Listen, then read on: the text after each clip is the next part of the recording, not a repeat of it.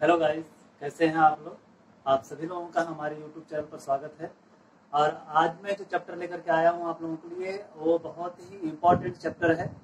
ध्यान से देखिएगा और वीडियो को शुरू से लेकर के अंत तक देखिएगा। और आज का जो चैप्टर है वह शब्द से रिलेटेड है। इसके पिछले वीडियो में मैंने जो वीडियो बनाया था उसमें आपको तद्भव शब्द और तत्सम शब्द के बारे में बताया था। आज उसी से रिलेटेड हम बात करेंगे देशज शब्द के बारे में। देशज शब्द, सबसे पहली बात, देशज शब्द होता क्या है। तो देशज शब्द जो है वह दो शब्दों से मिलकर के बना हुआ है, एक देश और एक ज। यानी देश का मतलब अपने देश में, ज का मतलब जो जन्म लिया हो। यानी कि ऐसे शब्द जिनकी उत्पत्ति का कोई पता नहीं है, वह परिस्थिति आवश्यकता के अनुसार प्रचलित हो गए हैं, ऐसे शब्दों को हम देशज शब्द कहते हैं। या हम ऐसे कह सकते हैं कि वे शब्द जो व्यवहार के चलते उनका नामकरण हो चुका है, ऐसे शब्द को हम क्या कहेंगे, देशज शब्द कहेंगे। तो इसकी परिभाषा क्लियर हो गई। क्वेश्चन पूछा जाता है कि ऐसे शब्द जिनके उत्पत्ति का कोई इतिहास नहीं होता, ऐसे शब्दों को क्या कहा जाता है।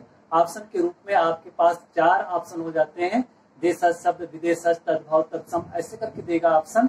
तो आपको ये बताना है कि यदि किसी भी शब्द का अगर उसके उत्पत्ति का, स्रोत का यदि पता नहीं है, तो आप कह सकते हैं कि यह कौन सा शब्द है, देशज शब्द है। ठीक, आइए हम बात करते हैं जो इम्पोर्टेंट शब्द हैं, देशज शब्द, जो कई एग्जामों में पूछे जाते हैं। और जैसे आरओ का एग्जाम हुआ या एसआई का एग्जाम हुआ, यूपी टेट, सी टेट, या हिंदी से रिलेटेड कोई भी अगर वनडे एग्जाम में पूछा जाता है तो शब्द से रिलेटेड 1-2 क्वेश्चन जरूर होते हैं और क्वेश्चन पूछा जाता है। तो आइए हम लोग देखते हैं जो इम्पोर्टेंट देशज शब्द हैं वे कौन कौन से हैं, इसके बारे में बात करते हैं। देखिए, इसमें पूछा जाने वाला शब्द पहला थैला पूछा जाता है। ठीक ना, थैला कहने का मतलब ही आपको लग रहा है कि थैला मतलब कोई झोला टाइप होगा, तो ये व्यवहार के रूप पर इसका नामकरण हुआ। ठीक, इंग्लिश में इसी को हम क्या कहते हैं, बैग कहते हैं। ठीक, इसी तरह से देखिएगा, गड़बड़, पेट, पगड़ी, डिबिया, डिबिया, तेंदुआ, तेंदुआ, तेंदुआ। और देखिएगा इसमें आपका कटोरा हो जाएगा, लोटा, टांग, और भी ऐसे शब्द हैं, डोंगा, डोंगा। और इसमें शब्द आपको मैं बता दूं, ठेठ। इतने शब्द को आपको कंफर्म करना है। अगर कहीं पर भी ऐसे शब्द अगर पूछे जाते हैं तो आप बता सकते हैं कि आप किस प्रकार के शब्द हैं, देशज शब्द हैं। आएगा समझ में। देखिएगा, इंपॉर्टेंट है आपके लिए, कई बार पूछा गया है ये। तेंदुआ भी कई बार पूछा गया, और ये सॉरी, हाँ, ये जो मैंने सर्कल किया है वो इंपॉर्टेंट शब्द हैं जो वनडे एग्जाम में पूछे जाते हैं।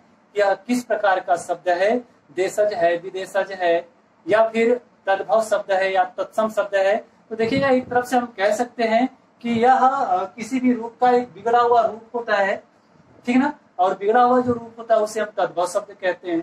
संस्कृत के जो शब्द हैं उन्हें हम तत्सम शब्द कहते हैं।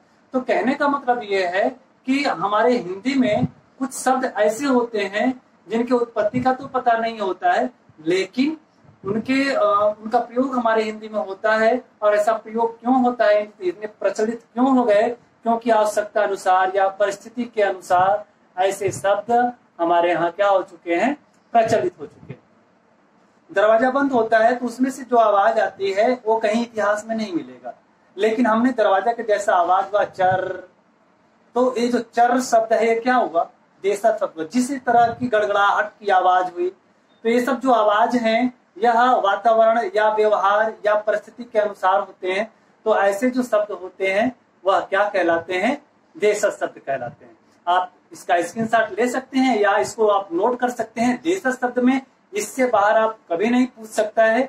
और आपसे जब पूछेगा तो एक तो इसमें से रहेंगे 3 ऑप्शन आपके अलग के होते हैं। तो आप अगर इतने शब्दों को आप कवर करते हैं तो आपका देशज शब्द से संबंधित जो क्वेश्चन होगा वो कंप्लीट हो जाएगा। आप चाहे तो स्क्रीनशॉट ले सकते हैं